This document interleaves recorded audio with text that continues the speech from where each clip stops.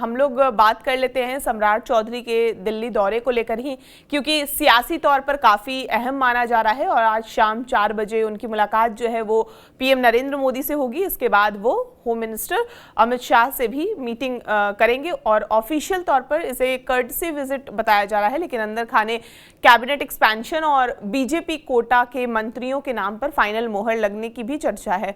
तो फिलहाल सरकार अधूरी है। सीएम और जेडीयू के जो 2 डिप्टी सीएम ही हैं, जबकि बीजेपी से कोई मंत्री नहीं है, जेडीयू से अभी तो कोई मंत्रिमंडल का विस्तार हुआ नहीं है। तो 24 अप्रैल को फ्लोर टेस्ट से पहले ये मीटिंग काफ़ी क्रूशियल मानी जा रही है और कयास ये भी लगाया जा रहा है कि 5-6 मई के आसपास कैबिनेट एक्सपेंशन हो सकता है। तो बड़ा सवाल यह है कि दिल्ली मीटिंग के बाद बिहार कैबिनेट में किन चेहरों की एंट्री होगी, बीजेपी के कौन से ऐसे नाम हैं जो रिपीट हो सकते हैं, क्या जो कहा जा रहा है कि 30% 40% नए चेहरों की भी एंट्री होने जा रही है, क्या कुछ ऐसी कोई खबर है क्या?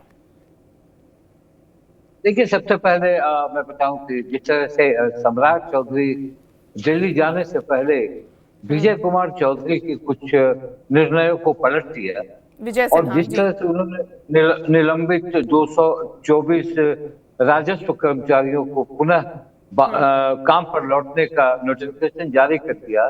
उसके बाद दूसरा मामला वो हुआ जब प्रतियोगिता परीक्षा में वो शामिल नहीं होंगे, वो भी उन्होंने खारिज कर दिया। कहीं ना कहीं ये पेच फंसा है विजय कुमार चौधरी को लेकर। मसला ये है विजय सिन्हा जी सर, विजय सिन्हा को विजय कुमार सिन्हा को लेकर मामला ये फंसा है कि आखिर उन्हें कहाँ बिठाया जाए। क्या सम्राट चौधरी अपने पूर्व के रिलेशन जो उनके रहे हैं उसको देखते हुए क्या उन्हें फिर से मंत्रिमंडल में जगह दी जाएगी? अगर मंत्रिमंडल, ये बड़ा पेच है, अगर वो मंत्रिमंडल में जगह दी जाएगी तो वो उनका डिमोशन होगा, क्योंकि वो डिप्टी सीएम रहे हैं। फिर मंत्रिमंडल के ये में लाना एक तरह से विजय चौधरी का डिमोशन होगा। और विजय चौधरी को कहाँ सेट किया जाए, क्योंकि विजय चौधरी को भी केंद्रीय नेतृत्व हमेशा तवज्जो देती रही है। कभी विधानसभा का अध्यक्ष बनाया, कभी प्रदेश अध्यक्ष बनाया, डिप्टी सीएम 2 बार बनाया। तो कहीं ना कहीं विजय कुमार सिन्हा जो एक भाजपा के पुराने नेता हैं, तो एकाएक उनको कहाँ सेट किया जाए, ये बड़ा सवाल उठकर सामने आ रहा है कि अब उनको क्या, उनके पास 2 ही ऑप्शन है कि एक या तो वो विधानसभा के अध्यक्ष बने या पार्टी के अध्यक्ष बने। तो विधानसभा के अध्यक्ष के लिए जनता दल यूनाइटेड ने अपना क्लेम कर दिया है कि विधानसभा का अध्यक्ष मेरे पार्टी से होना चाहिए, जबकि वहां प्रेमचंद है। ये सवाल है मामला, क्योंकि विजय कुमार सिन्हा बीच में जनता के बीच बड़े पॉपुलर होते गए। जिस तरह से उन्होंने भूमि सुधार पर कठोर कदम उठाए, उसको लेकर जनता में इस बात की चर्चा है कि क्या विजय कुमार सिन्हा को मंत्री नहीं बनाएंगे, भूमि सुधार मंत्री। ये जनता के बीच है, ये मेरा कहना नहीं है। अब दिल्ली ले गए हैं, दिल्ली जाएंगे। अब वहां मामला यह है कि कैबिनेट का विस्तार हो, क्योंकि भाजपा से सिर्फ सम्राट चौधरी ही है जो कि भाजपा के पूरे विभागों को हैंडल कर रहे हैं। अब उसमें कैसे पेच कहाँ फंस गए? एक पेच तो कि विजय चौधरी को कहाँ बैठा जाए, दूसरा पेच है भाजपा ने, अगर जनता दल यूनाइटेड ने मान लिया अध्यक्ष पद, तो प्रेम कुमार को कहाँ बैठाएंगे? प्रेम कुमार एक पुराने लोग हैं जो बहुत अति पिछड़ा ईबीसी से आते हैं। ये सारे सवाल में बीजेपी को बहुत आसान नहीं हो रहा है कि वो किस तरह से मंत्रिमंडल की लिस्ट बनाए। अब आपको मैं बता रहा हूं,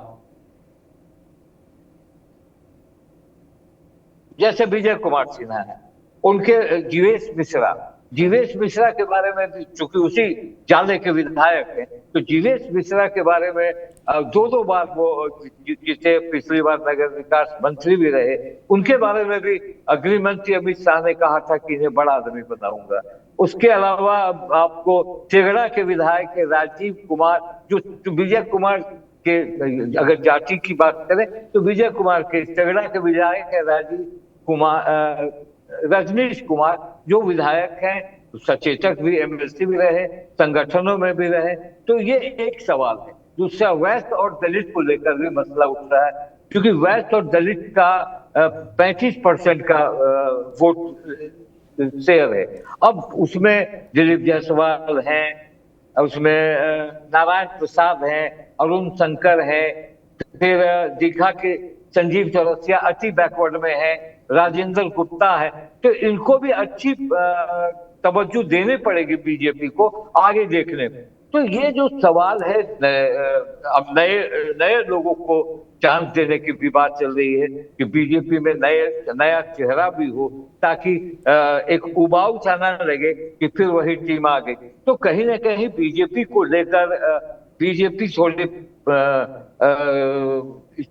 मंत्रिमंडल के विस्तार को, मैं ये नहीं कहता कि मंत्रिमंडल का विस्तार 4 मई को ही होगा, हो सकता है कि बंगाल के चुनाव से पहले भी मंत्रिमंडल का विस्तार हो सकता है, क्योंकि मंत्रिमंडल के विस्तार के बाद एमएलसी की सीट भरे जाने, जो एमएलसी की सीट खाली हुए हैं, वो भी एक बड़ा महत्वपूर्ण मसला है बीजेपी के लिए।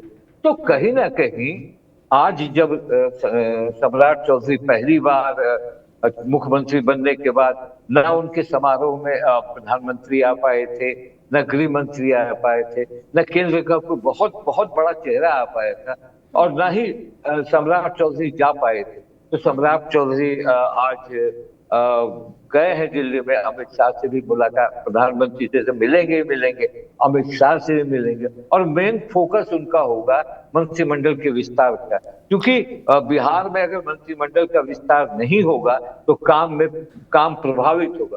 दूसरी ओर आप देख रहे हैं कि जिस तरह से जनता दल यूनाइटेड एक्टिव होती जा रही है, और मैं ये नहीं कहता हूं कि नीतीश कुमार के जाने के बाद जनता दल यूनाइटेड में कोई गैप आ जाएगा। जिस तरह उन्होंने मीटिंग ली है, जिस तरह उन्होंने श्रवण कुमार को बना दिया है, तो आपने देखा होगा कि वो भी कास्ट कॉम्बिनेशन को मेंटेन करके चले। एक डिप्टी सीएम भूमिहार, दूसरे डिप्टी सीएम यादव, और चूंकि सम्राट चौधरी श्रवण कुमार नाराज हो गए थे, वो भी डिप्टी सीएम के उम्मीदवार थे,